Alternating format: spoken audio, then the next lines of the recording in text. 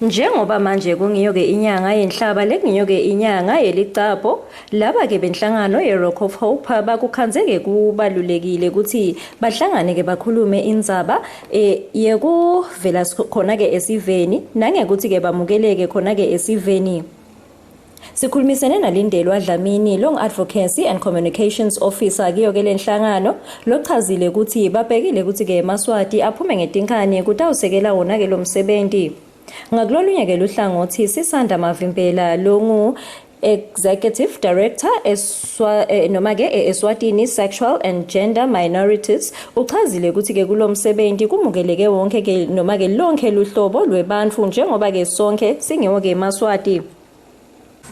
Ngoba ngithi ngabona la mgwaqweni sikhona lokugangekako bese ngiyema on Friday when I was going home to la uba ngikhanza emgwaqweni sekumnyama sikhanza umfana umenemntwana we logcoke uniform. So sengithike kula le ngihamba nabo abake beme ngehle ngiye khona ngathi ngifuna imvubu la ngihamba nemvubu ngithi ngidawusebenzela lapha emnyameni. Cha befika bangichazela ngokuthi bathi hlobo.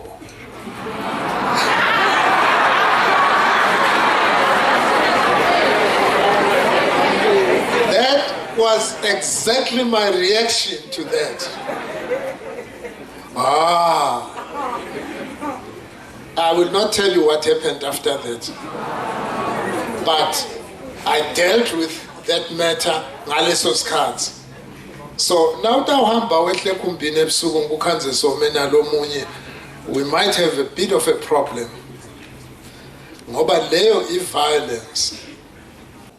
Indzaba nje labagcizelele kakhulu kiyo ngiyo-ke indzaba yokuthi wonke umuntu unelilungelo lekuphila lapha-ke emhlabeni, ngakho-ke akugwemeke kubandlululana.